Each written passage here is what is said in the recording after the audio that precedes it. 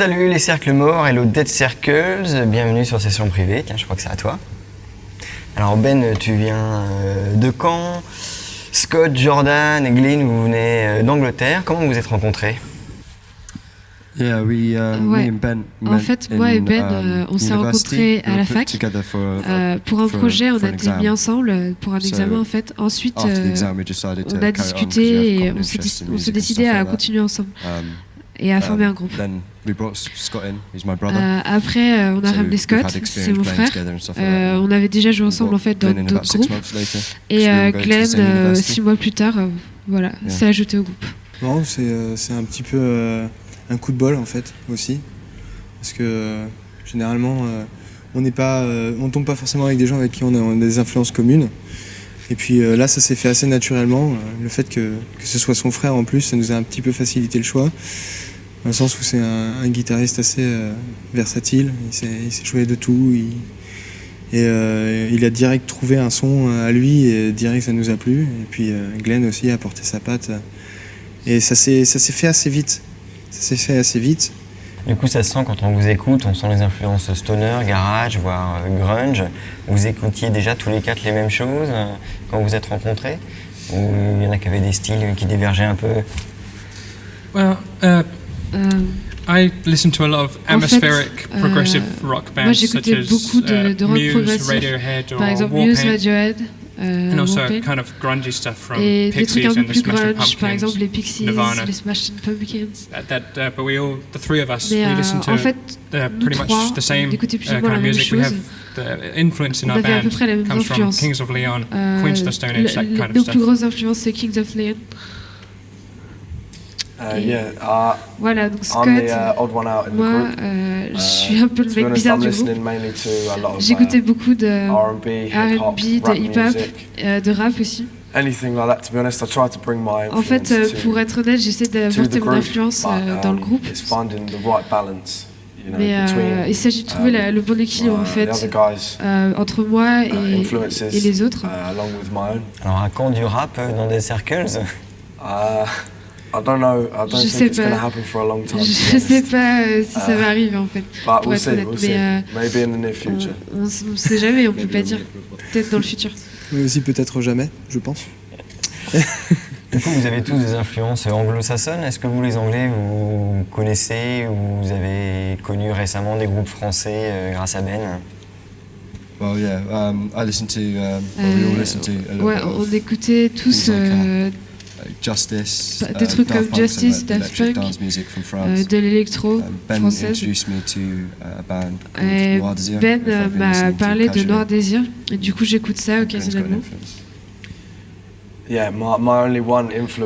Ma seule influence française en musique, c'est drôle, en fait c'est MC Solar. En fait, tous les autres trucs français, je suis pas vraiment fan, j'y connais pas beaucoup. Alors en live, pour l'instant, vous avez surtout joué en Angleterre, vous avez fait aussi quelques dates en France. Est-ce que vous sentez des différences entre le public ou l'accueil entre l'Angleterre et la France? For me personally, everywhere's been very welcoming. En fait, les gens ont été accueillants un peu partout. Maybe they're more into our kind of music here. En fait, ils sont plus branchés par notre musique ici, mais we just love playing live. Ouais, on a un beau feeling partout. On adore jouer en live. Et voilà, c'est ça qui nous plaît. Ouais, je pense qu'il a raison. Au final, c'est pas les gens qui viennent à nos concerts qui sont différents. C'est plus la manière dont on a accueilli dans l'endroit, quoi. C'est le fait d'arriver, d'être mis, d'être un peu valorisé, un petit peu protégé aussi ici. C'est le fait d'avoir à manger, à boire, pour pas trop cher, quoi. Et c'est plutôt cool. Alors qu'en Angleterre, c'est un peu plus la débrouille, quoi. Mais bon, ça fait partie du jeu, quoi. Faut dire que il y a beaucoup plus de groupes en Angleterre aussi qui jouent. La scène est vachement plus importante. Culturellement, la musique live est vachement plus implantée là-dedans, en Angleterre. Donc c'est un peu le revers de la médaille, quoi. Alors, vous prévoyez de sortir un nouvel EP au mois de février 2015 qui s'appelle Scene 4135. D'où vient ce nom un peu bizarre? Alors, c'est pas un nom bizarre déjà. C'est juste une interprétation assez personnelle des 7 péchés capitaux, donc qu'on a réduit à 4. Et le fait que les chiffres soient dans le désordre, en fait, c'est leur ordre d'apparition dans le livre saint. Et le fait qu'on ait mis les chansons dans un ordre différent. Donc, par exemple... non, je vais pas donner d'exemple, en fait. Du coup, c'est des péchés qui parlent ou que vous connaissez bien? De toute manière, je pense que pour faire vivre sa musique, il faut un petit peu l'avoir vécu aussi. Mais même quand on joue un instrument, je pense, les paroles, après, c'est un autre instrument au final. Et du coup, ce disque, vous pensez le sortir uniquement en digital, en physique, en vinyle, CD? On va faire du physique, ça c'est certain. On va faire du physique, on aimerait bien faire du vinyle.